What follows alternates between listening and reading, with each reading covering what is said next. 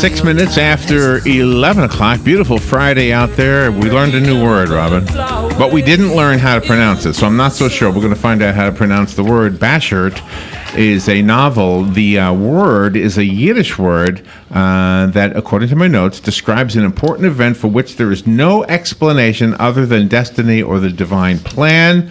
The simple meaning would be like preordained. Herb Fried is the author of the book. He's an ordained rabbi. He was the spiritual leader of Temple Beth Shalom in Lake Mahopac. Is that Mahopac in New York? Is that a C or an E right there? Okay. He's a producer and a director. His movie credits include Graduation Day, Tomboy, Haunts, Child to Man, and what an honor to have him on our show. And I don't know how to say Bashert. Herb Fried, good morning, sir. How are you? Good morning, Larry. It's such a pleasure to be with you. The word is pronounced Bashert. It's a Yiddish word. So Bashert. Bashert, yes. Okay. Bashert, and I think there are very few people raised with any sense of Yiddish who don't know that word, because it's the kind of thing that you say whenever something happens that just seems to be absolutely perfect, and you can't really understand, or you don't want to know how it happened or why it happened. Just a wonderful thing that happens. It is Bashert. It's always a good. Is it always a good thing? Always a good thing. Always a wonderful thing. Always a good thing. Yeah. So like bumping into your soulmate or something like that? That beautifully said. It's exactly the premise, that you bump into your soulmate, because the Kabbalah, which is a source of Jewish mysticism, suggests that every so often God will divide a soul into two parts. And when the two children, the two people grow up, their mission in life is to find one another. And the minute they see one another, the minute they hear the voice, they know. And so I've come to understand, both having been a rabbi, which I left and to make movies, and through my experience in film for the past 35 years, I've encountered so many people who weren't quite sure how it happened, but they just know the marriage was right. Oh, my gosh. I love that. And so this is a love story. Bashert is a love story. Bashert is a love story. It's a love story with a great deal of adventure. But the premise is that these two people who found each other they're together in all things, in all ways. Personally, in their work, they work together. They travel together. In fact, they're filmmakers. She's a film editor. He's a director. Is it your story? I learned a long time ago, Larry, that all biography is fiction, and all fiction is biography.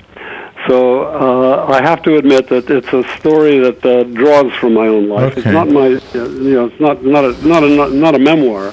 It's very much of an adventure story. Well, did you write it like a movie? As a filmmaker, is that kind of how you write? It is. The first review just came out last week, and they said it was. It reads like a cinema. It reads like a movie, which is, yes, that is the way I write, because I've made over a dozen films, but this is my very first novel. Oh wow! Are you hoping that it becomes a movie, or are you in control of that? Do you make it a movie? Well, in today's market, nobody's in control anymore. Oh, okay. It's international, but yes, I am involved in certain discussions about it, because it is very much of a movie type story. It's a love story that but it has a very strong spiritual dimension as well. So one of the characters is named Marion. Tell me a little bit about the love story. Sounds like a love story. It's a love story of two people who she's divorced and he's a widower, and they meet at a Writers Guild conference, and she just hears his voice, and she goes to him, and she just starts talking, and as she's talking, he's mystified. He just feels that there's this union that he must pursue, and they do, and they have a great romance, and they travel the world together. They travel to Cancun. They make a film in Mexico, Guatemala. They make a film in Puerto Rico and all across the country, the U.S. and then around the world. And so they're actually in each other's brains, in each other's hearts, in each other's souls. And it's that kind of love story. And when they get to places like Jamaica, where there's a totally different culture, and they begin to have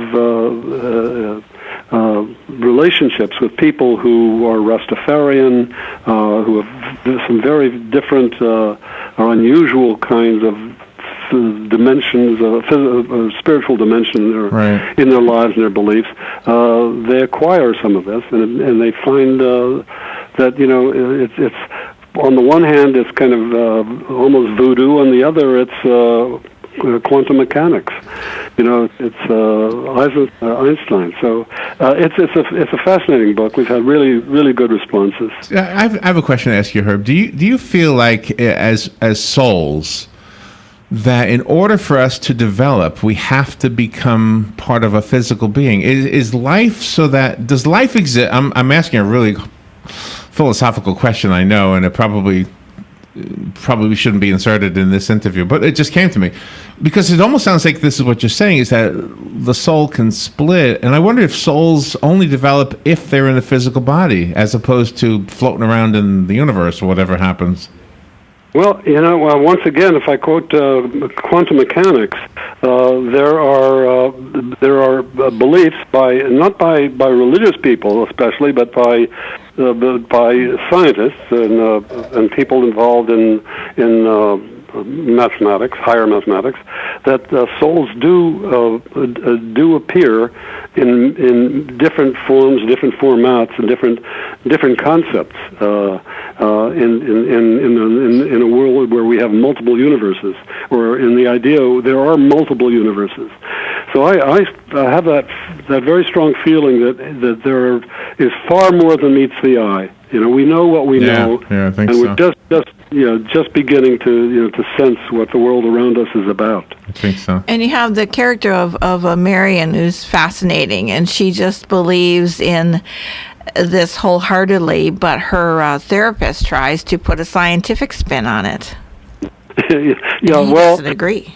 That's right. Well, the idea is that despite the fact that you have advice and you're influenced by many things, but people want to give you different thoughts and want to try to guide your life. The point of Marion's character here is that what you really know in the depths of your being, in the depths of your heart, or as Larry said, your soul, what you really know is the truth. And you may have learned things that might contradict that, or you may have read things that contradict that. But in your heart of hearts, there's a dimension of truth and honesty, which Marion insists on developing. Oh, I love that. I'm having a deja vu moment. Have you been with us before? I'm having that exact same feeling.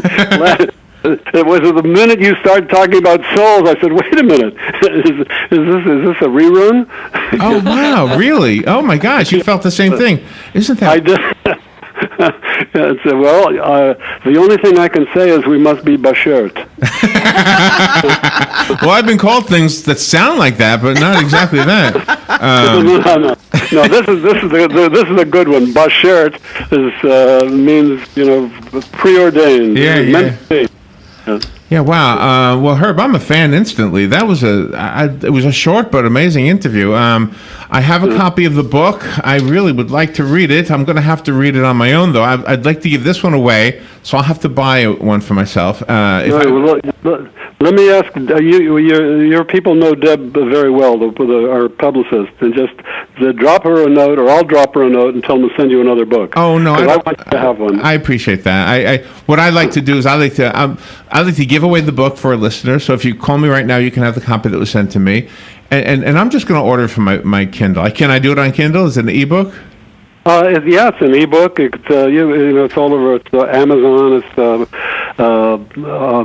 Barnes and Noble. But if anybody who wants to know more about it, I would recommend that you look up the new website that just came out yesterday. Okay. The website is www.herbfried.com. That's Fried with two E's.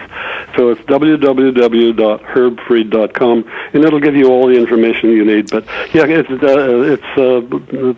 they're expecting a lot of Kindle readers to pick up on. Because that'll be me. Let me give this one away. Good morning. You've got the book. Who's this? Yeah, my name is Al Moody, Moody. Al, do you know where we are? Oh, yes, I do. I'll give the book to Robin, and she'll give it to Patsy, and Patsy will have it waiting for you, okay? Okay, I'm looking forward to reading it. Thank you very much. All right, thank you. Herb, thank you so much for being on the air with us a second time. Doesn't it feel like he's been with us before? Yeah, or it does. Am I the only one feeling that? No, I feel it. Wait a minute. You think I was only there once before? Oh, hundreds of times. Don't tell me that my destiny in the universe is to always do a radio show. I don't know if I want that. Well, listen. How many people's lives do you touch? You have a wonderful, wonderful calling. Oh, you do wonderful work, and I'm so happy to be talking to you. Wow, that's a sweet thing to say. Herb, thank you for being on the air with us, and come back with anything, next book or this book again. Yeah. I certainly will. Thank you so very much for having me. Thank you. That was fun. All right, we will take a break, and we will be right back. Gene Powell Pasture Mowing. Gene and Debbie would like to thank you for another successful year of business. We want to wish everybody a safe, healthy, and prosperous 2017. We are ready to be of service with our pasture mowing. 352-629-2440. Locally owned and operated. Experienced and reliable. Commercial and residential. Licensed and insured. Powell Gene, Gene at yahoo.com. 352-629-2440. Gene Powell Pasture Mowing. 352-629-2440. Proud United States veteran.